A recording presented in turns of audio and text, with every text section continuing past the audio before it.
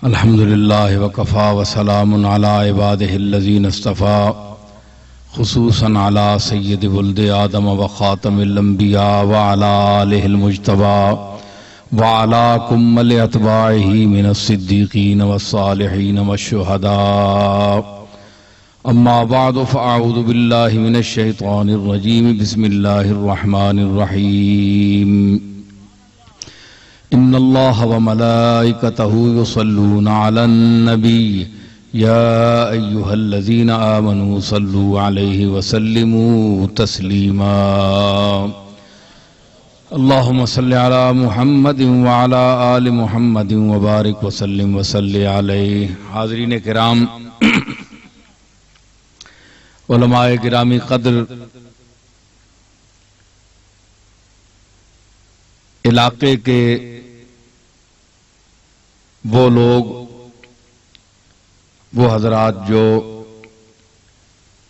اس افتتاحی تقریب میں شمولیت کے لیے بطور خاص تشریف لائے ہیں،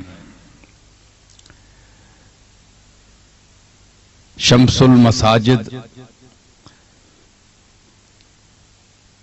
کی افتتاحی تقریب اس لیے بطور خاص منعقد کرنے کا اہتمام کیا گیا تاکہ آپ لوگ باخبر رہیں کہ ایک یہ کہ یہ مسجد تعمیر کی جا رہی ہے ایک مسجد کی حیثیت سے، اور جیسا کہ مفتی صاحب نے فرمایا کہ مسجدیں تو تعمیر ہوتی رہتی ہیں، کوئی نئی بات نہیں ہے، اللہ تعالیٰ توفیق دیتا ہے مسلمانوں کو، لیکن یہ مسجد جو ہے، اس مسجد کو میں اس لیے مخصوص کر رہا ہوں کہ یہ اس پورے علاقے میں، اسلام آباد کے علاقے میں فیصل مسجد کے بعد غالباً بڑی مسجد یہی ہے۔ اس میں نمازیں بھی ادا ہوں گی، عبادت بھی ہوگی، کیونکہ مسجد اللہ کی عبادت کے لیے مخصوص ہوتی ہے، لیکن میں بطور خاص اپنے سامعین اور ناظرین تک یہ بات پہنچانا چاہتا ہوں کہ عبادت تو پتہ نہیں کون شخص کس رنگ میں کر رہا ہے اور کس کی عبادت قبول کی جا رہی ہے اور کس کی نہیں کی جا رہی، یہ تو اللہ جانتا ہے۔ ہمارا کام ہے اس کی بارگاہ میں سجدہ کرنا، جو اس نے طریقہ بتایا ہے، اس کے رسول علیہ الصلوۃ والسلام نے جو طریقہ بتایا ہے اس کے مطابق چلنا، لیکن نماز کا مدار بھی نیت پر ہے۔ چنانچہ ارشاد فرمایا الذین ھم یراؤون، جو لوگ ریاکاری کے لیے نماز پڑھتے ہیں تو دکھاوے کی نماز جو ہے اس کا کوئی ثواب نہیں کہ آپ دکھانے کے لیے پڑھیں، خود کو متقی ثابت کرنے کے لیے اور لوگوں میں اچھا ایک انداز اپنا پیدا کرنے کے لیے آپ نماز پڑھیں، تو ایسی ریا کی نماز جو ہے اللہ کی بارگاہ میں قبول نہیں ہے۔ تو گویا نیت کا بھی دخل ہے۔ یہ آپ موبائل بند کر دیں،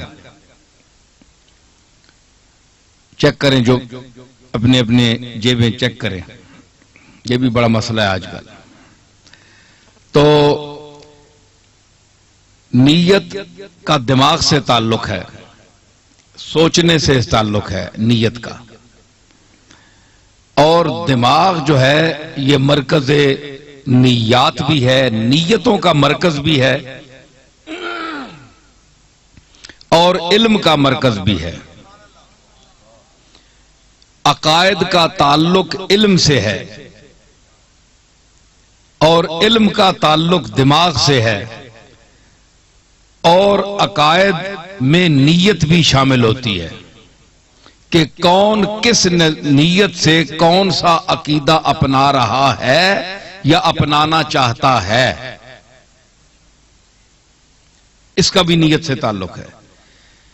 تو مختلف عقائد ہیں، مختلف نظریات ہیں موجودہ دور میں جس میں ہم سانس لے رہے ہیں۔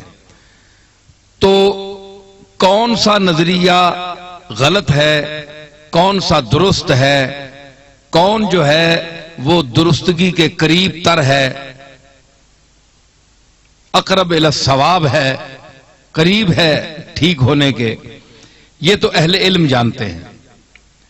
اس میں کوئی رسہ کشی نہیں ہے کہ ہم کسی کے مسلک پر کیچڑ اچھالیں یا اس کو برا کہیں۔ کل حزب بما لدیہم فرحون، ہر گروہ جو ان کے پاس جو عقیدہ ہے وہ اس میں خوش ہیں، قرآن کہتا ہے۔ لیکن وہ اس آیت کی شان نزول اور تھی اور اس کا مفہوم کچھ اور بھی ہے۔ یہی نہیں ہے کہ لوگ یہ سمجھے کہ جناب اللہ نے جو فرما دیا کل حزب بما لدیہم فرحون، جن کا جو عقیدہ ہے ٹھیک ہے وہ ڈٹے رہیں اپنے اپنے عقیدے پر، یہ نہیں ہے۔ عقیدہ حقہ کی تلاش جب بھیڑ پڑ جائے نا تو آدمی کی تلاش مشکل ہو جاتی ہے، کیونکہ اپنے جیسے ہم جنس، وہی ناک، وہی کان، وہی بال، وہی آنکھیں، وہی پاؤں، وہی بازو، وہی جسم، اس قسم کے اگر ہزاروں کا مجمع ہے تو آپ کو تلاش کرنے دشواری ہو جائے گی کہ ہم جنس اس جیسے لاکھوں انسان ہیں، ہزاروں انسان ہیں، تو آپ کیسے انسان کی تلاش کریں گے کہ وہ میرا جو مطلوب انسان ہے وہ کہاں ہے؟ اس کی شکل پہچانیں گے، کوشش کریں گے، تو اس میں کئی ایسے لوگ بھی آئیں گے جو اس آدمی کے مشابہت کے آئیں گے، آپ کو دھوکہ پڑے گا یہ تو میرا آدمی ہے، میں نے تو سمجھا کہ آپ تھے۔ دھوکہ پڑتا ہے نا انسان کو، مماثلت ہوتی ہے، ناک مل گیا، کان مل گیا، آنکھ مل گئی، کوئی بات مل گئی۔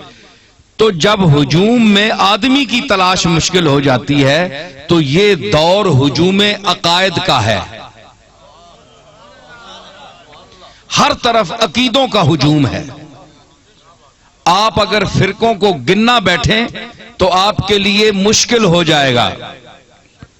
چند فرقے کچھ پرانے ہیں، دیوبندی حضرات ہیں، بریلوی حضرات ہیں، شیعہ حضرات ہیں، یہ سارے جتنے ہیں چند آپ گنیں گے، لیکن ابھی کچھ پر تول رہے ہیں، نئے مسلک، نئے طریقے کو ایجاد کرنے کے لیے ابھی پر تول رہے ہیں، سوچ رہے ہیں کہ ہم کس زاویے سے لوگوں کے سامنے جائیں۔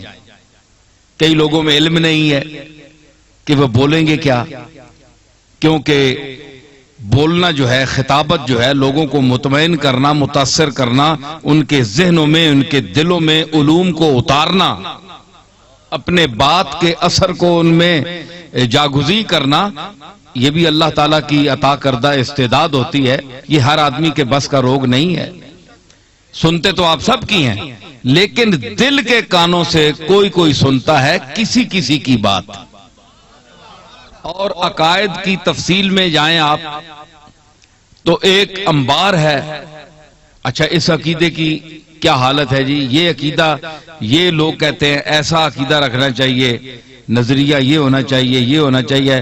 اب اتنا ہجوم ہے، ایک بات ہے اس کے لیے 10 لاکھ باتیں کی جا رہی ہیں۔ اب ایک آدمی جس کی زندگی پلاٹ خریدنے میں گزر گئی، پیسہ کمانے میں گزر گئی، مکانوں کی تعمیر کرانے میں گزر گئی، زمینوں کی خرید و فروخت میں گزر گئی، اس کو کیا پتا کہ کون سا عقیدہ صحیح ہے، وہ تو دنیا میں الجھا ہوا ہے، ٹھیک ہے نا، اس کو کیا پتا ہے۔ یہ ان لوگوں کا کام ہے، جلیل آسان نہیں آباد کرنا گھر محبت کا، جلیل آسان نہیں آباد کرنا گھر محبت کا، یہ ان کا کام ہے جو زندگی برباد کرتے ہیں۔ تو علوم دینیہ کا حاصل کرنا بربادی کا باعث نہیں، تو میں نے ویسے شعر پڑھ دیا۔ تو برباد کیا ہے؟ جو دنیا دار ہیں، ہاں بربادی کا مفہوم بھی ہے، اس کو بھی میں ثابت کر سکتا ہوں کہ جو لوگ آج ملوں کے مالک ہیں، اربوں پتی ہیں، خربوں پتی ہیں، ان کے نزدیک یہ آپ طلباء اور مولوی جو ہیں انہوں نے زندگی برباد کی ہے۔ یہ جنازہ پڑھا دینا، نماز پڑھ لینا، یہ کوئی چیز ہے؟ آپ وضو کریں، یہ ارکان ہیں، یہ واجب ہے، یہ سنت ہے، یہ مستحب ہے، یہ کیا چیزیں ہیں؟ دنیا کماؤ، پیسہ اڑاؤ، کھاؤ، آج تک جو گیا وہ واپس نہیں آیا۔ یہ مذہب، یہ دین کیا ہے؟ یہ بڑے لوگ اپنے منہ سے مذہب کا انکار نہیں کر سکتے، ان کی جرت نہیں ہے، کیونکہ وہ اس ملک کے خداداد پاکستان میں سانس لے رہے ہیں، ان کو سکونت حاصل ہے۔ لیکن پیسے نے، دولت نے ان کو اس قدر اندھا کیا ہوا ہے کہ اگر آپ لوگ ان کے عقیدے کو، اللہ ان کے عقیدے کو آپ کے ذہنوں کی سکرین پر سامنے لے آئے تو آپ استغفار پڑھیں، اللہ سے معافی مانگے کہ یہ ان کے عقیدے ہیں اللہ اور رسول کے متعلق اور دین کے متعلق۔ ان کا مذہب صرف پیسہ ہے، چاہے وہ حلال طریقے سے کھائیں کمائیں یا حرام طریقے سے کمائیں۔ تو جتنی طاغوتی طاقتیں ہیں، اس کا سربراہ امریکہ ہے اور دوسری طاقتیں ہیں، یہ پیسہ اور دولت وہیں سے آ رہا ہے، اور وہی چاہتا ہے کہ دین اور اسلام جو ہے وہ پنپ نہ سکے، اور کبھی کس کو لڑا دیتا ہے، کبھی کس کو لڑا دیتا ہے۔ تو اس کا مطلب صرف قوت حاصل کرنا اور پوری دنیا پر حکومت کرنا ہے اس کا مقصد۔ اب ان کے ساتھ جن کے رشتے ہیں، جن کے رابطے ہیں، جن کا دین، مذہب، اللہ، رسول، پیسہ ہے، دولت ہے، وہ صرف پیسے کو سب کچھ سمجھتے ہیں۔ ان کے نزدیک نہ کوئی مسجد ہے، نہ کوئی اللہ ہے، نہ کوئی رسول ہے۔ ہاں، جب مصیبت آ گئی، جب موت کا وقت آ جائے گا تو وجوہ یومئذ ناظرۃ الی ربھا ناظرہ، تو اللہ نے فرمایا کہ وہ لوگ کچھ چہرے ہوں گے جو کھلے ہوئے تر و تازہ ہوں گے اور اپنے رب کی طرف دیکھ رہے ہوں گے کہ ہم کس کی طرف جا رہے ہیں، ہمارے سامنے کس کا جلوہ ہے، کس کی تجلیات ہیں۔ ایک وہ طبقہ ہوگا، تو یہ میرا خیال ہے وہ غریب طبقہ ہوگا، وہ مسکین طبقہ ہوگا جس کو زندگی بھر قوت لا یموت، اتنا کھانا کہ وہ زندہ رہ سکیں، اس سے زیادہ ان کو میسر نہیں آیا، اور عبادت میں مشغول رہے، مسجد کی خدمت میں مشغول رہے، قرآن خوانی میں مشغول رہے، تو ذکر و فکر میں ان کی زندگی گزری، لیکن غریب تھے۔ تو فرمایا وجوہ یومئذ ناظرۃ الی ربھا ناظرہ، تو وہ تر و تازہ ہوں گے، کھلے ہوئے ہوں گے، ہے جی۔ اور بقول علامہ اقبال کے نشانے مرد مومن بات و گویم، مسلمان اور مرد مومن کی میں تجھے نشانی بتاؤں کہ مرد مومن کون آتا ہے؟ جو مرگ آیت تبسم بر لبے اوست، جب موت آتی ہے تو امواج تبسم اس کے ساحل لب پر کھیلتی ہیں، مسکرا کر جان دیتا ہے، حشاشی بشاشی کے عالم میں مرتا ہے، اپنے جان آفری کے سپرد اپنی جان کرتا ہے کہ یہ تیری دی ہوئی چیز تھی، تجھے واپس لوٹا رہا ہوں۔ انا للہ و انا الیہ راجعون، ہم اللہ کے ہیں اور ہم نے ایک دن اللہ کی طرف لوٹ کر جانا ہے۔ یہ وہ آدمی خوشی سے جا سکتا ہے جس نے دنیا کو مسکن نہ بنایا ہو، ڈیرا پکا نہ جمایا ہو جس نے۔ میرے دادا حضرت بابو جی رحمت اللہ علیہ مسافر چند روزہ خود کو لکھتے تھے، تو اس کا مقصد کیا تھا؟ ہم بھی کسی دور میں سمجھتے تھے کہ یہ کیا بات لکھتے ہیں، تو عقل نارسا تھی، سمجھ نہیں تھی۔ تو جب سمجھ آئی تو یہ دیکھا کہ ان کا حرف حرف سچا تھا. خود کو مسافر چند روزہ میں نے کہتا تھا کہ اتنی دنیا، دولت، پیسہ، شہرت، اتنے لاکھوں مرید ایک شخص کے، تو وہ اپنے آپ کو مسافر چند روزہ، چند دن کا مسافر کیوں لکھتا ہے؟ یا تو غریب ہو نا، کھانے پینے کی کوئی چیز نہ ہو، کوئی پوچھنے والا نہ ہو، تو پھر تو انسان، سادی کہتا ہے نا، تواضع ز گردن فرازاں نکوس، گداگر تواضع کنت خوے اوست.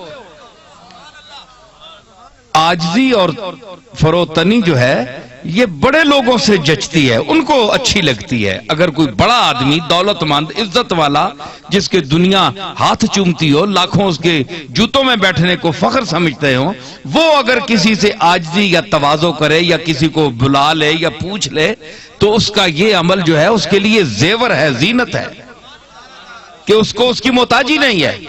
لیکن گداگر تواضع کنت ہوئے ہوست، اگر مانگنے والا منگتا جو ہے وہ کسی سے لجاجت کرتا ہے، عاجزی کرتا ہے، تو یہ تو اس کی پرانی جدی پشتی عادت ہے.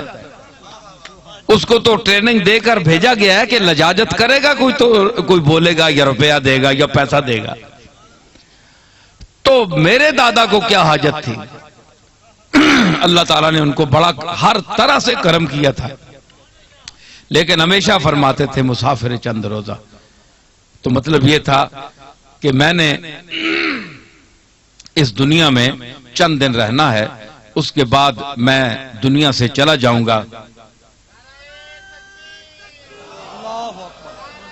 مبشرہ ہاتھے بیٹھا، ہاتھے بیٹھا، سمجھ آئی؟ تو چند دن رہنا ہے، تو اس پر فخر کیا کرنا. یہ چیز پیدا کرنے کے لیے، یہ چیز کیا ہے، یہ عقیدہ کیا ہے، یہ چیز پیدا کرنے کے لیے آپ کو اللہ کے مقبولوں کی طرف توجہ کرنی پڑے گی کہ روحانیت کیا ہے، تصوف کیا ہے. جی جو لوگ یہ سوچتے ہیں، دیکھیں نا اللہ نے فیصلہ فرما دیا. میں نے ابھی آیات پڑھی آپ کے سامنے، وجوہ یومئذ ناظرۃ الی ربہا ناظرہ. پنجابی جانے جس طرح پھول کھیلنا ہے، موت سامنے آتی ہے دنیا دار کے تو وہ دبکتا ہے، مرتا ہے کہ ہائے میں مر رہا ہوں، میری دنیا اجڑ رہی ہے، میں کس کو دے کر کیوں جا رہا ہوں، اپنے بچوں کو بھی کیوں دے کر جا رہا ہوں، میرا اپنا وجود کیوں فنا ہو رہا. لیکن جب مومن کے سامنے موت آتی ہے، مومن کے سامنے آتی ہے، میں اپنے دادا کی ایک بات سناؤں گا. پیر میر علی شاہ صاحب نے ان کے ملفوظات میں بھی ہے، فرماتے تھے کسی نے کہا جناب کہ فلاں بہت بیمار ہے تو قریب الموت ہے، تو فرمایا کہ موت تو خوش نصیبوں کو آتی ہے. جی خوش نصیبوں کو آتی ہے. ہم نے خدا جانے اس دنیا کی قید میں، جیل خانے میں کتنے دن اور زندگی بسر کرنی ہے. تو یہ نہیں ہے، منع بھی ہے موت کی تمنا کرنا، کیونکہ اللہ نے زندگی ایک انسان کو نعمت دی ہے. تو مقصد یہ ہے کہ پیر صاحب کیوں یہ کرتے تھے کہ موت سے ڈرتے نہیں تھے یا ان کے دل میں جھجک نہیں تھی؟ کیونکہ ایک تو یہ ہے کہ اچھی صالحین کی زندگی انہوں نے گزاری، وہ اللہ کے فضل اور اپنے عمل سے مطمئن تھے. پھر دنیا کی کوئی خواہش نہیں رکھی، کوئی پراپرٹی نہیں خریدی، کوئی جائیداد نہیں خریدی. حالانکہ پراپرٹی جائیداد خریدنا کوئی گناہ نہیں ہے، شرعی حدود میں رہ کر جائز پیسے سے لینا. آپ تعمیر کر سکتے ہیں، کروڑوں کا اربوں کا کاروبار کر سکتے ہیں، لیکن اس سے دل لگا کر نہ بیٹھیں. اگر آپ اس سے چمٹ کر بیٹھ جائیں گے تو پھر مرنے کو قطعاً آپ کا جی نہیں چاہے گا. پھر آپ کہیں گے کہ ہم نے زندہ رہنا ہے. آئے دیکھیں نا، جمع مالا وعددا یحسب ان مالہ اخلدا. ایک تو پیسے جمع کرتا ہے پھر گنتا ہے، انسان جو ہے پیسے جمع کرتا ہے پھر گنتا ہے. یحسب ان مالہ اخلدا، اور یہ گمان کرتا ہے، پاگل آدمی ہے نا، تو یہ گمان کرتا ہے کہ اس کا مال اس کو زندہ رکھے گا، بڑا خلود دے گا، ہمیشہ کی زندگی اس کو دے گا، یہ مرے گا نہیں. مال مجھے مرنے نہیں دیتا، پیسے کی گرمی مجھے مرنے نہیں دے گی، وہ یہ سوچتا ہے. قرآن کہتا ہے حالانکہ یہ ایسی بات نہیں ہے. فرمایا یہ بات نہیں ہے، تم ڈر جاؤ گے تو میں ایسے چہرے تمہارے سامنے پیش کروں گا کہ وجوہ یومئذ ناظرۃ الی ربھا ناظرہ ووجوہ یومئذ باسرۃ تظن ان یفعل بها فاقرہ. اور کچھ چہرے ایسے ہوں گے جو مرجھائے ہوئے ہوں گے اس دن. مرجھائے، قیامت کا دن بھی ہے، موت کا منظر بھی ہے. مرجھائے ہوئے ہوں گے اور باسرۃ تظن ان یفعل بها فاقرہ، اور وہ یہ خیال کریں گے کہ آج ہم سے بہت برا سلوک ہوگا، کمر شکن سلوک ہوگا. کلا اذا بلغت التراقی وقیل من راق. دیکھیں قرآن موت کا منظر پیش کر رہا ہے. کلا، خبردار ہو انسان، اذا بلغت التراقی، جب تیری سانس موت کی طرف سفر کرنے کے لیے تیری اس ہنسلی تک پہنچ جائے گی. یہ تراقی، چھاتی نہیں ہے ہڈیاں، تراقی، بلغت التراقیہ. مرنے کے وقت یاد رکھیے ہمیشہ جو موت شروع ہوتی ہے وہ پاؤں سے شروع ہوتی ہے. موت طاری جو ہوتی ہے پیر ٹھنڈے ہونے شروع ہوتے ہیں اور یہاں سے جسم جو ہے وہ موت کی طرف متوجہ ہوتا ہے اور مرنا یہاں سے شروع ہوتا ہے. کلا اذا بلغت التراقیہ وقیلا. بندہ جو ہے وہ مرنا، اس کی سانس اکھڑ کر یہاں تک پہنچ گئی. اب لوگوں میں شور پڑ گیا، من راق، دم پھونک کرنے والا کو لے آؤ یار، بندے یا کہ ہو گئے. رقیہ میں نے دم پھونک کرنے والا ہے جی، کوئی تویز دینے والا، کوئی دم پھونک کرنے والا. رقیہ. انا المسموم ما عندی بتریاق ولا راقی ادر کاف سم و ناولہا الا یا ایھا الساقی. تو یہ رقیہ کا معنی ہے. یہ شعر میں یہ ہے یزید کا شعر، بہرحال میں نے اس کو استعمال کے لیے پڑھ دیا. تو یہ بھئی اس کو بلا لو. من راق، کون ہے جو دم پھونک ڈالے؟ بھئی کسی پیر فقیر کو لے آؤ، کسی حکیم کو لے آؤ، کسی عامل کو لے آؤ. قرآن بیان کر رہا ہے راق کون ہے، کوئی ہے؟ والتفت الساق بالساق، اور اس کی پنڈلیاں پنڈلیوں سے جڑ گئیں. مرنے والا جو ہے وظن انہ الفراق، اور جو جس پر یہ حالت طاری ہے وہ بھی سمجھ گیا کہ یہ جدائی کا وقت ہے، اب مجھے کوئی نہیں بچا سکتا ہے جی، نہ کوئی حکیم بچا سکتا ہے اور نہ کوئی جھاڑ پھونک کرنے والا کوئی بچا سکتا ہے. وظن انہ الفراق والتفت الساق بالساق، اور پنڈلی سے پنڈلی مل گئی. الی ربک یومئذ المساق، اس دن اے کملی والے تیرے رب کی طرف اس بندے نے آنا ہی آنا ہے، اس کو کوئی روک نہیں سکتا. ٹھیک ہے نا؟ تو یہ تو قرآن شریف بیان کر رہا ہے موت کے منظر کو. تو یہ وہ طبقہ ہے کہ جو پھر بلاتے ہیں جی اس عامل کو بناؤ، اس کو بلاؤ، اس کو بلاؤ. تو یہ جو دنیا سے دل لگا کر بیٹھے ہوتے ہیں، جو پیسہ دولت اور اس پر گھمنڈ کرتے ہیں اور ہمیشہ اسی میں اپنی زندگی گزارنا چاہتے ہیں، جو اللہ کے راستے میں اپنی زندگیاں گزار چکے ہوں اور جنہوں نے دنیا کی حقیقت کو سمجھ لیا ہو، وہ لوگ دل نہیں لگاتے. گزرتے ضرور ہیں دنیا سے، دنیا میں ہوں، دنیا کا طلبگار نہیں ہوں، بازار سے گزرا ہوں، خریدار نہیں ہوں. یہ بازار دنیا سے صرف گزرتے ہیں، خریدتے کچھ نہیں. وہ کہتے ہیں کہ دنیا سے میں بے لوث گزر جاؤں گا سائے کی طرح. سایہ جو ہے نا، دیکھیں نا، دھوپ ہو نا، کوئی بادل ہو یا کوئی چیز سایہ ہو تو وہ سایہ پڑتا ہے تو سایہ یوں چلتا ہے. آپ کبھی دیکھیں تو کوئی چیز ایک تنکا تک زمین سے سایہ اپنے ساتھ نہیں اٹھاتا، زمین تک کوئی تنکا نہیں اٹھاتا. ایک زمین کا ذرہ بھی اپنے ساتھ سایہ جو ہے لے کر نہیں جاتا، بس گزر جاتا ہے، یوں گزر جاتا ہے.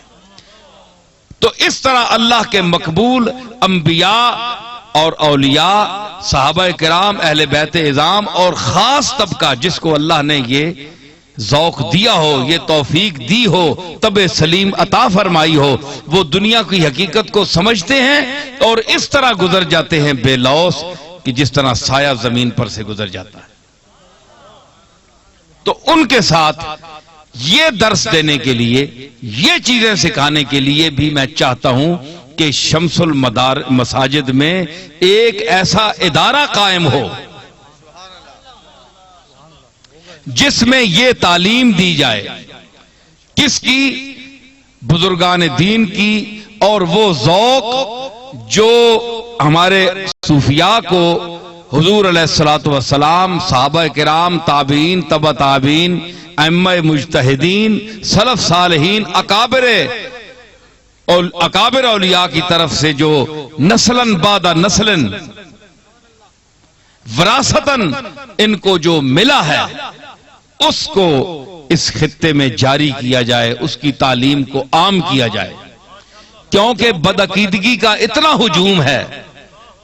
ہجوم ہے کہ اب صحیح عقیدے کی تلاش علماء کے لیے بھی مشکل ہے۔ آپ تو بہت دور کے لوگ ہیں، آپ کو کیا پتا ہے؟ لوگ کہتے ہیں نا، میں بولتا بھی ہوں، یہ 2 نمبر کی پیری ویری کے لیے بولتا بھی ہوں میں، لوگ کہتے ہیں پیروں کے خلاف ہی بولتے ہیں، مولویوں کے خلاف بھی، مولویوں کے خلاف نہیں بولتا میں، علماء کی عزت کرتا ہوں میں، کیونکہ میں علماء میں شامل تو نہیں اپنے آپ کو سمجھتا، لیکن میں نے بھی اسی دنیا کے ساتھ میرا بھی تعلق رہا ہے اور میں نے بھی 2-4 کتابیں پڑھی ہیں، تو میں توہین نہیں کرتا، میں ہر اس 2 نمبر پر بولتا ہوں، چاہے وہ پیر ہو، چاہے مولوی ہو، چاہے دنیا دار ہو، چاہے کوئی آدمی ہو۔ آپ جب مارکیٹ میں جاتے ہیں تو 1 نمبر کی چیز تلاش کرتے ہیں، اور اگر 2 نمبر کی چیز آپ کو مل جائے، میں آپ پر فیصلہ چھوڑتا ہوں۔ آپ لوگ جو مجھ پر اعتراض کرتے ہیں، جناب پیر صاحب یہ کیوں کہتے ہیں، یہ کیوں کہتے ہیں، یہ کیوں کہتے ہیں، میں آپ کو کہتا ہوں، آپ بازار جب جاتے ہیں تو اگر بھولے سے، بدقسمتی سے دکاندار نے یہ شامت آئی ہوئے تھے، یہ آپ جیسے ذہین فہیم آدمی کو 2 نمبر کا سودا دے دے، قیمت 1 نمبر کی لے لے، اور آپ کو لینے کے کچھ دیر بعد پتہ چل جائے کہ یہ 2 نمبر ہے، آپ اس کا کیا حشر کریں گے؟ بولے، پولیس کو اطلاع دیں گے اگر اس نے پیسے اور سودا واپس نہ کیا تو پولیس کو اطلاع کریں گے، ورنہ شور مچائیں گے، لوگوں کو کہیں گے کہ یہ دکھاتا 1 نمبر ہے 2 نمبر۔ یہ ٹھیک ہے کہ نہیں؟ اس دکان پر نہ جاؤ، یہ 2 نمبر دکھاتا ہے، دیتا 2 نمبر ہے، دکھاتا 1 نمبر ہے۔ میں بھی تو یہی کرتا ہوں اگر کبھی کبھی، جی تو میں بھی یہی کرتا ہوں نا کہ یہ 1 نمبر دکھاتے ہیں، خود کو ظاہر کرتے ہیں، سودا ان کے پاس 2 نمبر ہے۔ کیوں؟ آپ کے پیسے خرچ ہوتے ہیں، آپ کا دل دکھتا ہے، اس لیے آپ شور مچاتے ہیں، آئے کہ میں 50,000 کا سامان لے گیا یار، سارا 2 نمبر سامان نکلا، ہائے میں لٹ گیا، ہائے میں مر گیا۔ آپ پیسے کی وجہ سے پیٹتے ہیں۔ پیسہ عقیدہ نہیں ہے، پیسہ ایمان نہیں ہے۔ آپ پیسے کو بہت کچھ سمجھتے ہو تو اور بات ہے، جو اہل معرفت ہیں، جن کی نگاہیں ہیں، وہ پیسے کو کچھ نہیں سمجھتے۔ سب سے بڑی چیز ہے اللہ کی توحید اور رسول اللہ کی رسالت، قرآن مجید کی تعلیمات، عقیدہ، نظریات، یہ ایمان کی اصل ہیں اور انسان کی پہچان ہے۔ تو اگر آپ پیسے کی وجہ سے شور مچا کر ساری دنیا کو بتاتے ہیں، اخباروں میں دیتے ہیں کہ فلاں دکان سے سودا نہ لینا، یہ 1 نمبر نہیں ہے، یہ 2 نمبر ہے، بار تختی اس نے لگائی ہے 1 نمبر کی، اصلی بنتا ہے، اصلی ہے نہیں۔ میں بھی ان لوگوں کو کہتا ہوں جنہوں نے تختیاں لگائی ہوئی ہیں اصلیوں کی، لیکن اصلی نہیں ہے۔ کیوں کہ آپ سودے کو دیکھ کر یا آپ خود سمجھتے نہیں کہ سودا کیا ہے، سودا کھوٹا کیا ہوتا ہے اور کھرا کیا ہوتا ہے۔ اگر آپ نہیں جانتے تو آپ بڑے بدھو ہیں۔ آپ کو سودے کا دکاندار کہے گا کہ یہیں سے دیکھ لیتا نا، دکان پر لے گیا تو یہیں دیکھ کر لیتا نا۔ بدھو آدمی تمہیں اتنا پتہ نہیں ہے۔ اب پولیس لے کر آیا، لوگوں کو بتا رہا ہے، چلا رہا ہے، تو اگر میں 2 نمبر تھا تو یہیں پکڑتا اور ثابت کرتا 2 نمبر۔ سودے کا 2 نمبر ہونا ثابت بھی کرتا۔ اگر گاہک میں اتنی قابلیت ہو کہ وہ سودے کو 2 نمبر ثابت کرے اور دکاندار کو ماننا پڑے کہ یہ 2 نمبر ہے، تو وہ دکاندار بھی اس کی عظمت کو سلام کرے گا کہ واقعی تو خریدار ایسا ہے کہ آج تک میں نے ایسا خریدار نہیں دیکھا کہ جس نے دکاندار کو جھوٹا کر دیا۔ میں جناب جن دکانداروں کو جھوٹا ثابت کرتا ہوں یا کہتا ہوں، میں ان کا جھوٹ بھی پکڑ سکتا ہوں اور قرآن و سنت کی روشنی میں ان پر جرا کر سکتا ہوں، ان کی گرفت کر سکتا ہوں انشاءاللہ۔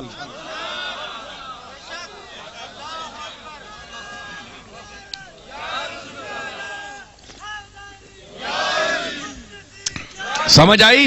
تو قرآن و سنت میرے پاس ایک ایسا معیار ہے، ایسا میٹر ہے۔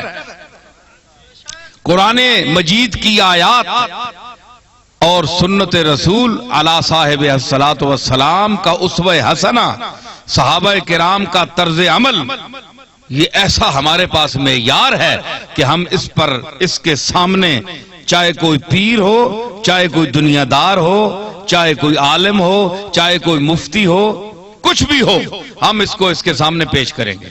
جو اس میں یار پر پورا اترا وہ 1 نمبر، ورنہ وہ سب 2 نمبر۔ ٹھیک ہے نا؟ تو یہی بات میں کہتا ہوں۔ اب مجھ پر لوگ اعتراض کرتے ہیں تو آپ لوگوں پر اعتراض نہیں کرتے، خود بھی جاتے ہیں وہ دکانوں کے پر سودا لینے کے لیے تو 1 نمبر 2 نمبر کو دیکھتے ہیں۔ کیوں کہتے ہیں جناب؟ بڑے بڑے نقل شروع ہو گئی ہے، اصل کی نقل ہوتی ہے ہمیشہ۔ تو ثابت ہوا کہ جو لوگ کہتے ہیں جناب، سنیے توجہ سے، کہ جو لوگ کہتے ہیں جناب یہ صوفیاء میں ان لوگوں میں کچھ بھی نہیں ہے، یہ سب دکانداری ہے، یہ بھی غلط ہے۔ کیوں؟ اس لیے نہیں کہ میں ایک خانقاہ کا فرد ہوں، میں اپنی خانقاہ کو بچانا چاہتا ہوں، یہ بات قطعاً نہیں ہے۔ میں اللہ کو حاضر ناظر سمجھ کر جو اپنی سمجھ ہے اس کے مطابق میں گفتگو کر رہا ہوں۔ تو یہ کہتے ہیں کہ جی یہ ہے ہی غلط، یہ کچھ بھی نہیں ہے، تو میں ان سے گزارش کروں گا کہ اس کی نقل آپ کو مل رہی ہے، نقل مل رہی ہے نا بھائی؟ بولے تو صحیح نا، آپ بالکل گنگے ہو گئے۔ نقل مل رہی ہے نا؟ تو نقل اس کی ہوتی ہے جس کی اصل ہو۔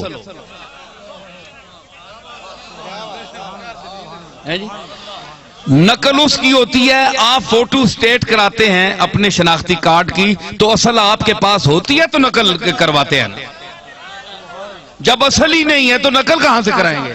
مطلب یہ ہے کہ یہ صوفیوں کا یہ جتنا کھاتا ہے درگاہوں کا، یہ جھوٹ فراڈ نقل نہیں ہے، اس کی اصل ہے، اصل ہے، اصل ہے،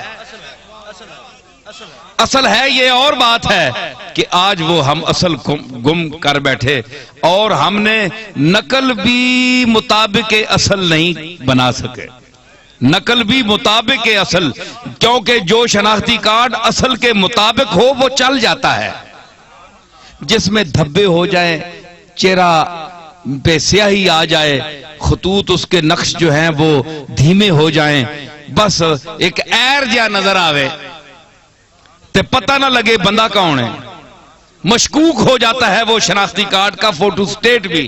ہم نے فوٹو سٹیٹ تو بنا لیے لیکن وہ بھی مشکوک ہو گئے، کیوں کہ اس پر دنیا کے دھبے پڑ گئے،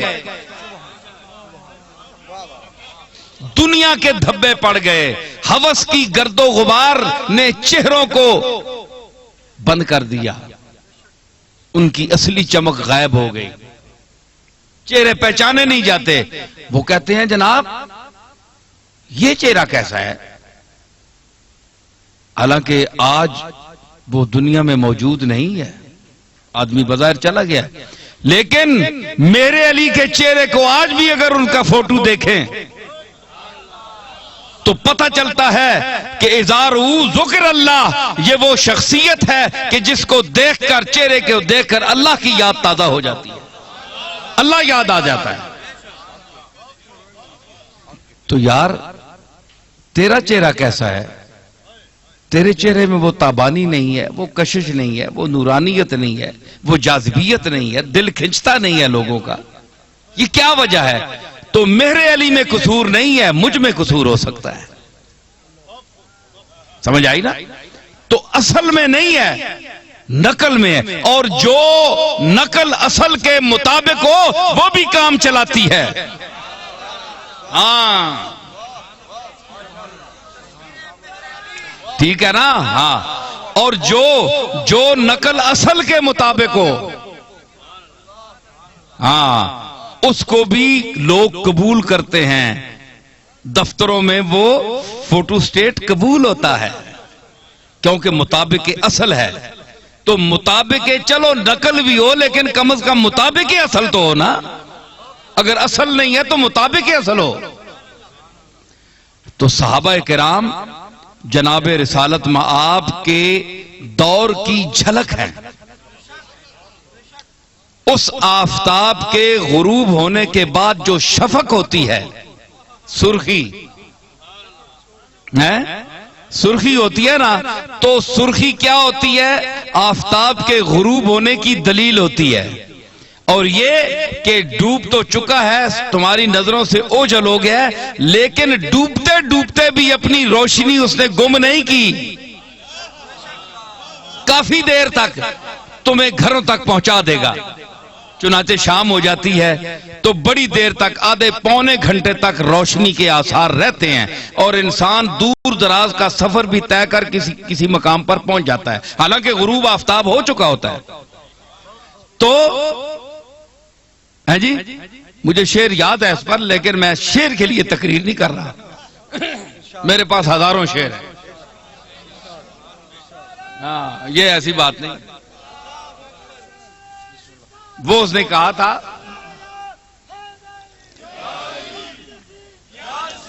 ایک منٹ، یہ مجھے یاد دلا رہا ہے، یہ میرے خطاب سے ہی سن کر وہ یاد دلا رہے ہیں۔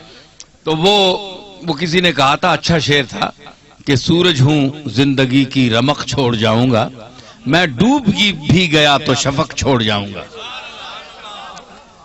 تو مطلب یہ ہے کہ یہ سورج غروب ہو جاتا ہے، اس کی روشنی بعد میں کافی دیر تک رہتی ہے، ٹھیک ہے نا؟ ادرمندر تک کو سورج ڈوب ونا تے کافی دیر تک اس نے لائٹ جیڑی ہے رہنی۔ یہ بات ٹھیک ہے، پنجابی میں بولنی چاہیے نہیں، پر لوگ پھر ایک اس طرح باہر ونیاں، پھر لوگ آنے نہیں اردو اساں پنجابی سمجھ۔ تو مطلب یہ ہے کہ وہ ڈوب جاتا ہے لیکن روشنی اس کی بات تک رہتی ہے بڑی دیر تک، اس میں انسان، سورج جو ہے وہ ہدایت کا ایک منبع ہے، آپ کو راستہ دکھاتا ہے۔ تو ڈوبنے کے بعد بھی کافی دیر تک ہدایت آپ پا سکتے ہیں، اگر آپ گھر جانا چاہیں تو پہنچ سکتے ہیں، ٹھیک ہے؟ تو آفتاب رسالت کے غروب ہونے کے بعد، اوجھل ہونے کے بعد، اوجھل ہونے کے بعد، یہ نہیں ہے کہ غروب ہو گیا معاذ اللہ، وہ پھر سامنے آئے گا، یہ رات ہے نا تو صبح پھر اگلے دن آئے گا۔ تو ہماری نظروں سے اوجھل ہو گیا، تو آفتاب رسالت کے، یوں سمجھیے کہ میں مثال دے رہا ہوں، آفتاب رسالت کے اوجھل ہو جانے سے، نظر سے غائب ہونے کے بعد، صحابہ، اہل بیت، تابعین، تبع تابعین، خیر القرون قرنی ثم الذین یلونہم ثم الذین یلونہم، یہ تین دور، آپ کی صدی، آپ کے ساتھ متصل صدی، اور پھر اس کے بعد فرمایا یہ ساری صدیوں سے بہتر صدیاں ہیں، سرکار نے فرمایا۔ تو یہ جتنی صدیاں ہیں نا آپ کے بعد، یہ اس کو آپ سمجھے شفق ہے، اس آفتاب کے غروب ہونے کے بعد یہ شفق کا کام کر رہی ہیں۔ تابعین کا دور، تبع تابعین کا، ائمہ مجتہدین کا، فقہا کا، اور علماء امت جو ہے 300-400 سال 500 سال تک یہ شفق ہے۔ حضور کے آفتاب نبوت جو آپ کا بظاہر غروب ہوا، اس کے بعد یہ علم اور فضل اور کمالات کی وہ شفق ہے جو قیامت تک کے مسافر کو کام آئے گی۔ بھائی جتنی بڑی شفق ہے اتنا ہی اس کا ٹائم ہوتا ہے نا۔ ہاں تو یہ شفق وہ ہے جو قیامت تک کے مسافر کو اپنے منزل تک پہنچا دے گی۔ اس لیے عقیدے کو درست کرنے کے لیے، اور ہم نے پھر آج میں پھر بھی گزارش کروں گا کہ اہل سنت والجماعت کا جو عقیدہ ہے یہ بڑا مضبوط عقیدہ ہے۔ میں کہتا ہوں میں بڑا تنگ بھی ہوں ان سے، سنیوں سے، میں کھلا آدمی ہوں، میں کوئی ڈرتا نہیں ہوں کسی سے۔ زندگی موت اللہ کے ہاتھ ہے، اللہ کے ہاتھ ہے، کوئی نہیں مار سکتا، جب اس کا حکم ہوگا تو مریں گے، ہے جی۔ تو اس لیے ڈر کوئی نہیں ہے، صرف یہ ہے کہ مجھے ان سے گلہ بھی بڑا ہے کہ یہ سمجھتے ہیں کہ ہمارے مسلک کی ترجمانی کی جائے تو ہماری ساری ان باتوں کو مان لیا جائے جن کا ہمارے پاس ثبوت نہیں ہے، اور ہم نے اپنی طرف سے گھڑ کر اس کو دین میں شامل کر لیا ہے۔ ان کو بھی مانو تب سنی ہو، یہ میں نہیں مانتا، ٹھیک ہے؟ چاہے بریلوی حضرات تنگ ہوں، چاہے کوئی بھی تنگ ہو۔ کئی لوگ کہتے ہیں جناب تم اپنا مذہب بتاؤ کہ تم بریلوی ہو، دیوبندی ہو، شیعہ ہو، اہل قرآن ہو، تبلیغی ہو، کیا بلا ہو۔ بھائی کبھی بریلویوں کی تعریف کرتے ہو، کبھی ان کو دھر لیتے ہو، کبھی دیوبندیوں کی تعریف کرتے ہو، کبھی ان کو دھر لیتے ہو، کبھی شیعہ کی تعریف کرتے ہو، کبھی ان کو دھر لیتے ہو۔ تم یہ چکر کیا ہے؟ تم ہو کیا؟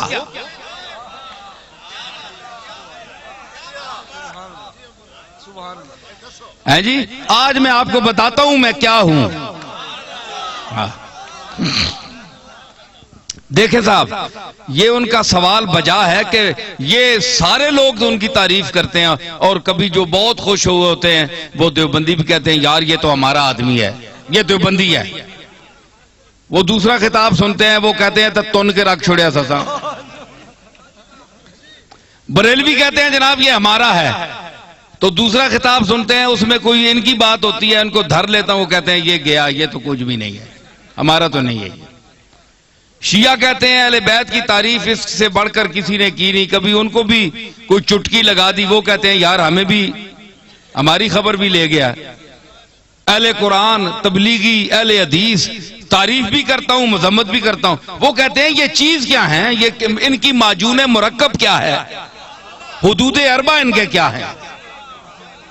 تو میں گزارش کروں، بات یہ ہے کہ میرا کوئی ذاتی مذہب نہیں ہے، نہ آپ کا کوئی ذاتی مذہب ہونا چاہیے۔ ہمارا مذہب، ہمارا عقیدہ، ہمارا مذہب، ہمارا مسلک، ہمارا نظریہ، ہمارا اندیہ وہ ہونا چاہیے جو اللہ کی آخری کتاب قرآن مجید میں آیا ہے، یا جناب محمد الرسول اللہ سے جو عقیدہ، جو طریقہ ثابت ہے وہ آپ کا اور میرا عقیدہ ہونا چاہیے، ٹھیک ہے نا؟ یہ مسلمان کی تعریف ہے۔ تو ہر یاد رکھیے کہ ہر مذہب میں، ہر مسلک میں افراط و تفریط ہے، یا کوئی کسی بات میں گھٹ جاتا ہے، بہت دالیوں لے ونن تے بعض جگہ وہ اتنی شدت کرتے ہیں کہ حد سے بڑھ جاتے ہیں۔ میانہ روی، حضور نے فرمایا خیر الامور اوسطھا، یہ آپ کا ایسا جملہ ہے کہ پوری کائنات کے ہر چیز پر اس کا اطلاق ہو سکتا ہے، پوری کائنات، ہر عمل، ہر نظریہ، ہر نقطہ، یہ سرکار مدینہ کا وہ ارشاد ہے۔ میں اس کی تعریف کروں کہ فرمایا کہ ہر چیز میں درمیانہ روی اختیار کرو، ہر چیز میں۔ آپ اس کو گھر جائیں، اپنے بال بچوں کے ساتھ، بیوی کے ساتھ، والدین کے ساتھ، محلے والوں کے ساتھ برتیں، اور حضور کے اس ارشاد مقدس کو آپ ذہن میں رکھیں کہ ہر چیز میں میانہ روی، نہ حد سے بڑھو نہ حد سے نیچے ہو، درمیان میں چلو۔ وہ کسی نے کہا نا کہ عزیز اتنا ہی رکھو کہ جی بہل جائے، عزیز اتنا ہی رکھو کہ جی بہل جائے، اب اس قدر بھی نہ چاہو کہ دم نکل جائے۔ ہر چیز کا ایک طریقہ ہوتا ہے، اعتدال، درمیانہ روی۔ تو حضرت پیر میر علی شاہ صاحب کو اللہ نے علماء عصر میں امتیاز کیوں عطا فرمایا؟ دیوبندیوں نے کیوں ان کو مانا؟ شیعہ نے کیوں مانا؟ رد مرزائیت میں جب میرے دادا وہاں تشریف لے گئے تو سب نے مسلمہ طور پر آپ کو مقتدا اپنا کیوں مانا؟ آج کون سا پیر ہے پاکستان میں کہ جس کو تمام مسالک کے علماء اور مشائخ اکٹھے ہو کر اپنا پیشوا مانے؟ کوئی ہے آپ کے سامنے آیا؟ نہیں آیا، اس لیے کہ وہ خود معتدل نہیں ہے، وہ پارٹی کا بن گیا ہے، پارٹی کا ہو کر رہ گیا ہے۔ اس نے کہا ہے کہ اگر میں شیعہ ہوں تو میں نے شیعہ کی حمایت کرنی ہے، چاہے شیعہ غلط ہے میں نے شیعہ کو ثابت کرنا ہے، دیوبندی ہے تو اس نے کہا میں نے دیوبندیوں کو ثابت کرنا ہے چاہے وہ غلط ہی کریں، بریلوی ہیں ان کو میں نے ثابت کرنا ہے چاہے غلط ہی کہیں، میں نے ان کی تائید کرنی ہے۔ پیر میر علی شاہ صاحب میں یہ خوبی تھی کہ اللہ نے ان کو علم وافر کے ساتھ عقل سلیم بھی عطا کی تھی، اور وہ میانہ روی اور اعتدال حضور کے اس ارشاد کو سامنے رکھتے ہوئے کہ خیر الامور اوسطھا، کہ ہر چیز میں میانہ روی اختیار کرو، حدوں نہ ودو تے حدوں لو بھی نہیں، تھلے بھی نہ ہو جو اے تکو نا اے ترکڑی تول لینا، تولتے ہیں نا تے او جی وچ لوہا ہونا ہے، اساں تکنا ہے دکاندار پہ یہ ایتھے بالکل جس لئے انجا آونجے نا سدھا اس ویلے تولا جو برابر ہونا، انصاف ہے ترازو بیچ ہے جی۔ تے کئی جڑے او تے مولیاں نے پتر مار چھوڑنے، مار کے میں تکنا رہا ہاں، مولیاں نے پتر مار چھوڑا ہے یا ایمیں سودے نہیں چمک دیتی تو پلڑا انج ہو گیا تو اساں جلدی جلدی پا دیتا، کیوں سرور تکنا ہونا ہے نا؟ اچھا تو مطلب ہے کہ دھوکہ دے دیا، چکر دے دیا، تو مطلب یہ ہے کہ وہ سودا وہاں جاتا نہیں پورا، صرف ٹچ کر کے اس کو نیچے کر کے چکر دے کے چلے جاتے ہیں۔ لیکن جو سمجھدار گاہ کو اس کو پتہ ہے کہ جب یہ بالکل تول میں صحیح آئے گا نا، انصاف پہ آئے گا، نہ ادھر جھکاؤ ہوگا نہ ادھر ہوگا، تو پھر صحیح تلے گا۔ اس کو کہتے ہیں اعتدال، درمیان میں، نہ ادھر نہ ادھر۔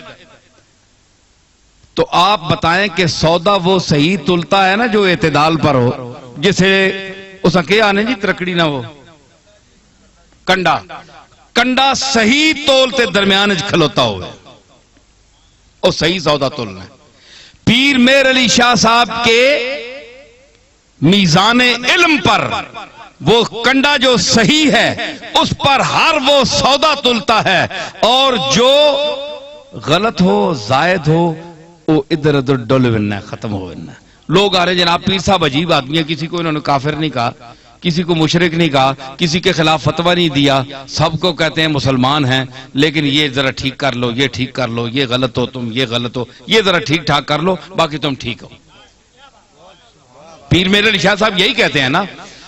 تو ہمارے یہ آج کے بعض بریلوی حضرات یہ کہتے ہیں جناب کہ انہوں نے اتنا علم ہونے کے باوجود انہوں نے کیوں کسی کو کافر نہیں کہا؟ دیوبندیوں کو کافر کیوں نہیں کہا پیر میر علی شاہ نے؟ اتنا بڑا عالم ہے، اور دوسرے لوگوں کو کیوں نہیں کہا؟ بھائی کوئی کفر کی بات سامنے آئے تو کافر کہیں، ان کی تصانیف آپ پڑھیں تو یہ اتفاق کے ساتھ بالاتفاق یہ بات جو ہے یہ آپ ذہن میں رکھیں کہ چاہے بریلوی ہو، چاہے دیوبندی ہو، شیعہ ہو، کوئی بھی ہو، اگر اس کے دل میں اس کے زبان سے ایسا جملہ نکلتا ہے جو رسول اللہ صلی اللہ تعالی علیہ وسلم کی گستاخی پر مبنی ہے، وہ حضور کو لوگوں کی نظروں سے گرانا چاہتا ہے، وہ دائرہ اسلام سے خارج ہے۔ ٹھیک ہے؟ باقی ہمارے بزرگوں کو نہ ماننے والا کافر نہیں ہوتا، ٹھیک ہے نا جی؟ ہمارے بزرگوں کو نہ مانے، کوئی داتا صاحب کو نہ مانے، وہ اللہ خود ہی منوا لے گا، وہ خود ہی پکڑے گا۔ اگر اللہ کے مقبولوں کے ساتھ کوئی زبان درازی کرتا ہے تو اللہ بڑا غیرت مند ہے، وہ نہیں چھوڑتا۔ اس نے کہا تھا بس تجربہ کر دیم دری دیر مکافات، با درد کشاں ہر کے در افتاد بر افتاد۔ حافظ نے کہا کہ ہم نے اس دیر مکافات میں بڑا تجربہ کیا ہے۔ یہ دیر مکافات ہے نا، بدلہ یہی مل جاتا ہے انسان کو، جو کسی کا حق دبائے، جو یتیموں کا مال کھائے۔ کتنے گیا وہ شکیل، ٹھیک ہے، خلیل، ٹھیک ہے نا؟ تو مطلب ہے آپ کے علاقوں میں بھی ایسی چیزیں ہیں کہ جو غریبوں کا مال کھاتے ہیں، یتیموں کا مال کھاتے ہیں، اور ان کے یتیم رشتہ دار جو ہیں وہ دوسروں کے مدرسوں میں پلتے ہیں جا کر۔ سمجھ آئی؟ تو یہ فرمایا کہ وہ لوگ یاکلون فی بطونہم الا النار، وہ کھاتے ہیں اپنے پیٹوں میں انگارے، بھر رہے ہیں انگارے، آگ کے انگارے، جو یتیم کا مال کھاتے ہیں، ٹھیک ہے نا؟ تو کہتے ہیں انہوں نے کیوں نہیں فتویٰ لگایا؟ بھائی فتویٰ انہوں کا دیکھے، جو رسول اللہ کی گستاخی کرے گا، حضور کو کے متعلق، اور سب سے وہابیوں کے جو سربراہ ہیں، اپنا نہیں کیا نام ہے، ابن تیمیہ، وہ ان کے بھی جد اعلیٰ ہے، تو مطلب ہے عقیدے میں جد اعلیٰ ہے۔ تو ابن تیمیہ جیسا آدمی، اس نے لکھا کہ ایک ہے کپڑے کا میلا ہونا، ایک ہے حکارت سے کوئی گئی سٹ ہے ایویں ترکیا میلا ہے، ذہن میں اس کو حقیر کہے، ذہن میں یہ عقیدہ رکھے کہ میں اس کی حکارت کر رہا ہوں۔ ایک یہ ہے کہ حضور علیہ الصلوۃ والسلام کی کملی جو ہے، آپ کا جبہ یا ہر وہ کپڑا جو آپ کے جسم اقدس سے مس ہوا، لگ گیا، ایک بار لگا یا کئی بار لگا، تو اس کو وہ شرف حاصل ہے کہ دنیا میں کسی چیز کو وہ شرف حاصل نہیں، ٹھیک ہے؟ تو اگر وہ میلا بھی ہو سکتا ہے نا، گرد و غبار تو پڑتی ہے، وقت کا گزرنا اس کو گل جاتا ہے، پرانا ہو جاتا ہے، تو اگر کوئی شخص، یہ ابن تیمیہ لکھ رہے ہیں، تو کہتا ہے کہ اگر کوئی شخص میلا سمجھ کر کہے یار یہ تو بہت میلا ہو گیا، پرانا ہے، غالباً آپ کا استعمال شدہ ہے، وقت بھی گزر گیا، چلو یہ تو ٹھیک ہوگی۔ اگر حضور کے کسی ملبوس کو، رومال کو، کسی چیز کو حقارت کا ذہن میں نیت رکھ کر یہ کہتا ہے چھوڑو یار یہ تو ہے ہی میلا، چھڑ دفع کرو، فرمایا ابن تیمیہ کہتے ہیں کہ وہ اسلام سے خارج ہو گیا، اس کا دین ایمان صاف، وہ دوبارہ جب تک کلمہ نہ پڑھے گا، توحید کا قائل نہیں ہوگا، اللہ سے معافی نہیں مانگے گا، وہ اسلام میں داخل نہیں ہو سکتا، کیونکہ اس نے جناب رسالت مآب کی ایک استعمال شدہ چیز کی توہین کی ہے، اور نیت میں توہین تھی۔ تو حضرت پیر میر علی شاہ رحمت اللہ علیہ، یہ کبھی آپ نے ایسا نہیں کیا کہ جو بھی ہو، چاہے وہابی ہو چاہے کوئی بھی ہو، ایک شخص جو گستاخی رسول کر رہا ہے تو آپ اس کو مسلمان سمجھیں گے، یہ بات بھی نہیں ہے۔ لیکن یہ چھوٹے موٹے مسئلوں پر جو موریں اٹھی ہوئی ہیں جناب، یہ بھی کسی نے کیا، کوئی 11ویں کو نہیں مانتا جی وہ بھی کافر ہے، کوئی فلانی چیز کو نہیں مانتا وہ بھی کافر ہے، جو اذان کے پہلے الصلاۃ والسلام یا رسول اللہ نہیں پڑھتے یا اس کو منع کرتے ہیں وہ بھی کافر ہے۔ یہ کوئی بات نہیں ہے، یہ کوئی ایسی باتیں نہیں ہیں کہ آپ ان کو قطعیات میں سمجھیں اور اس وجہ سے اتنا اختلاف ڈالیں کہ ایک طرف کلاشنکوفیں آپ نے اٹھائی ہوئی ہیں، لڑائیاں ہو رہی ہیں، قتل و غارت ہو رہا ہے، تو یہ کیا فساد ہے؟ یہ کوئی چیزیں نہیں ہیں، سوا ذات اللہ کے بعد حضور علیہ الصلوۃ والسلام کی ذات ہے، اس کا احترام آپ پر بھی فرض ہے، ہمارا بھی فرض ہے، لیکن حضور نے یہ بھی فرمایا کہ مجھ کو اتنا نہ اٹھاؤ، اتنی تعریف نہ کرو کہ مجھے اللہ کے جو ہیں اپنے عیسیٰ علیہ السلام اور عزیر کے ساتھ ملا لو، جس طرح انہوں نے اپنے عزیر اور عیسیٰ کو اللہ کا بیٹا کہہ دیا تھا، مجھے بھی تم اللہ کے ساتھ ملا دو کہ اللہ اور مجھ میں کوئی فرق ہی نہ رہے۔ یہ بھی منع ہے، یہ سرکار نے منع فرمایا ہے، حضور کا حکم ہے۔ بندہ بندہ ہے، اللہ اللہ ہے، سمجھ آئی؟ یہ سرکار کی تعلیم ہے، تو یہ سرکار کی اپنی تعلیمات پر ہمیں چلنا چاہیے۔ اتنا بھی نہ آپ بڑھائیں کہ کل ہمیں قیامت کے دن حضور کے سامنے آپ حکم دیں کہ ان کو جوتے مارو، تو اس محبت کا کیا فائدہ؟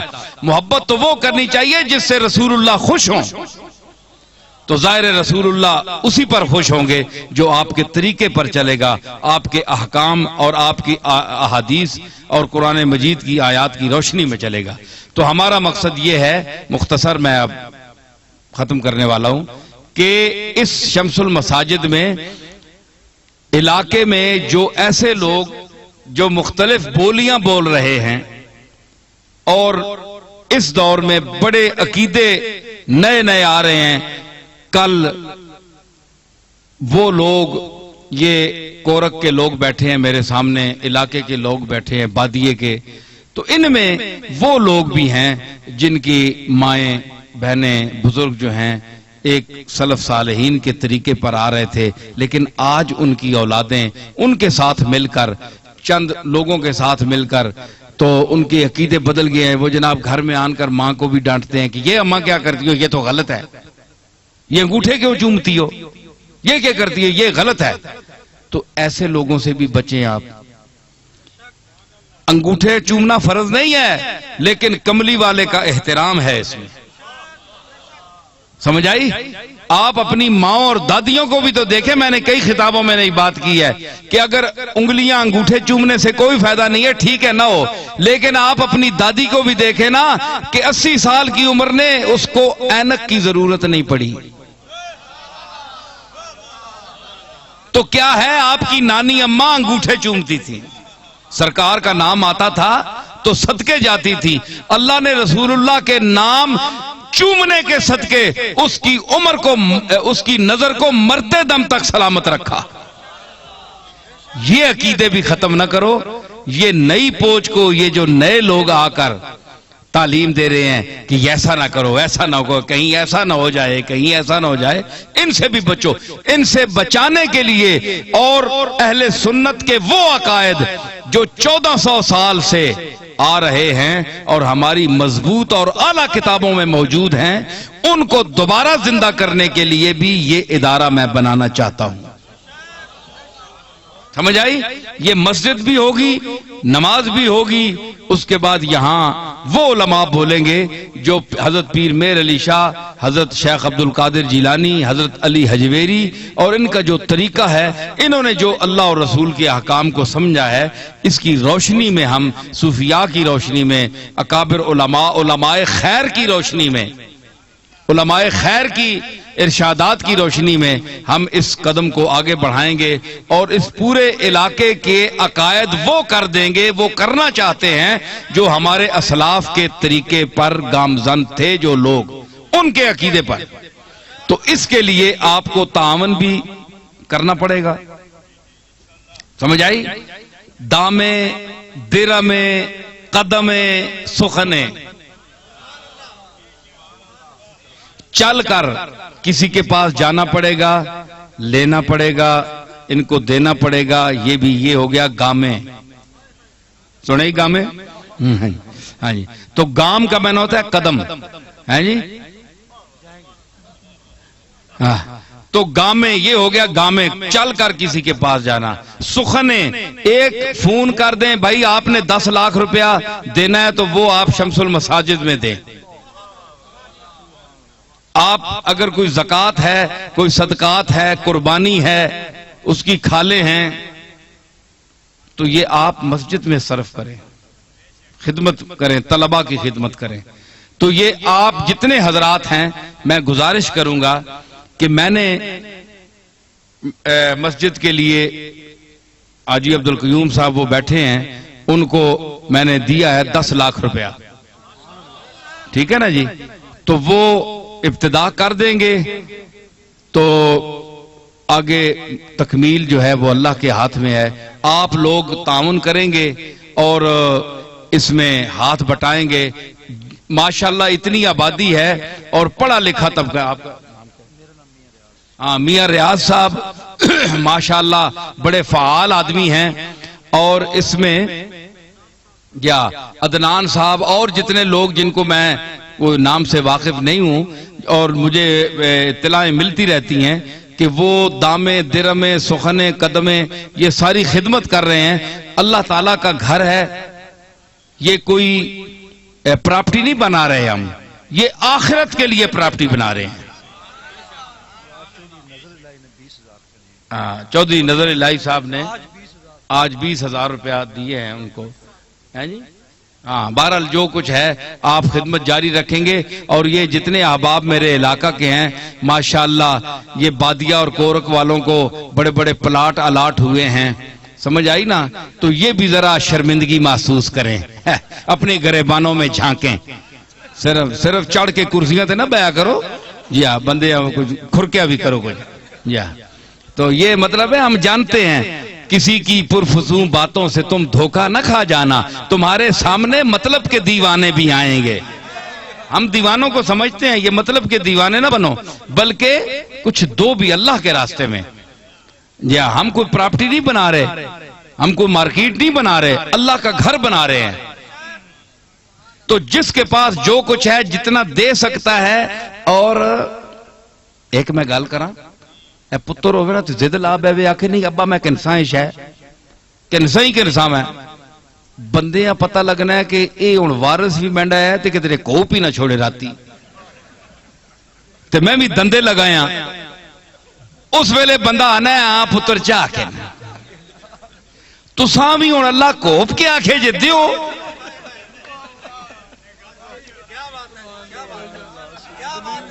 ٹھیک ہے نا؟ تو ساؤن کوپ کے آکھے میں تو ساں نشانی دے چھوڑی ہے جی. تے مطلب ہے کہ وقت ہے اسا خرچ کرو.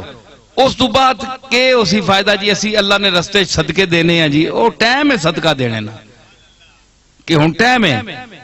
وہ کس طرح ہے یا ایھا الذین آمنوا لا تلھکم اموالکم ولا اولادکم عن ذکر اللہ ومن یفعل ذلک فاولئک هم الخاسرون وانفقوا فی سبیل اللہ وانفقوا مما رزقناکم من قبل ان یاتی احدکم الموت فیقول رب لولا اخرتنی الی اجل قریب فاصدق واکن من الصالحین. ہیں جی وہ اس تو پہلے خرچ کرو. وانفقوا مما رزقناکم جو تساں میں رزق دیتا ہے اس وچوں پہلے خرچ کرو. من قبل ان یاتی احدکم الموت جے اس تو پہلے تے اسرائیل آن گچی تو تساں نپے فیقول رب لولا اخرتنی الی اجل قریب یا اللہ کدے ہون اساں ٹالیاں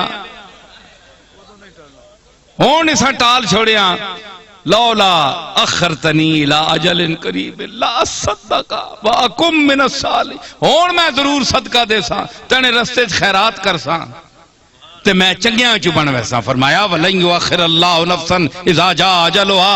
اور تو دا پتہ نہیں جس لئے میں ٹائم مقرر کر چھوڑا تے فرشتیاں میں پھر اگے پیچھے نہ ہون دینا کہنے کے ہی آنا ہے بندہ. ہون بچو ٹھہر ہون میں نے رہا اگے تک الى ربک یومئذ المساق. ہون ٹر کے آنا ہے تو جس لئے ساری زندگی گزاری ہے اس ویلے اپنی پراپرٹیاں بنانا رہے ہیں تے مربے خریدنا رہے ہیں تے ہون جڑے ابے چڑے نہیں آن کے سرے تے ہون ڈنڈ پانا ہے.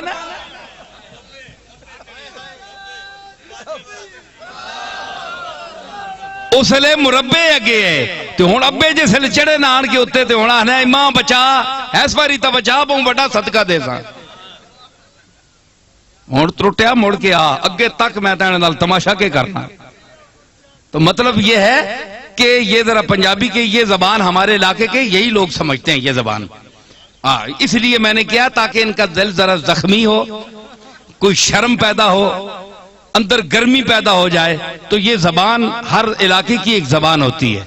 تو میں نے اس لیے، کیونکہ یہ جدی پشتی غریب لوگ تھے، جدی پشتی اللہ کے فضل سے، تو آج 100 سال کے بعد یہ اسلام آباد کو اللہ نے ترقی دی، تو جو 2 پیسے کے لوگ تھے ان کو اربوں کے پیسے مل گئے، لیکن ذہنیت وہی رہی۔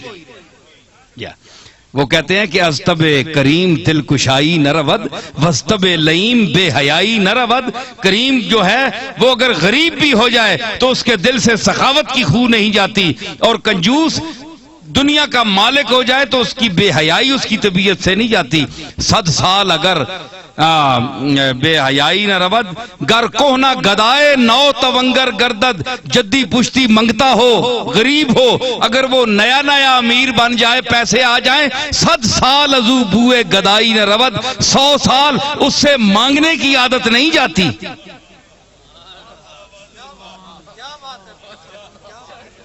ٹھیک ہے نا؟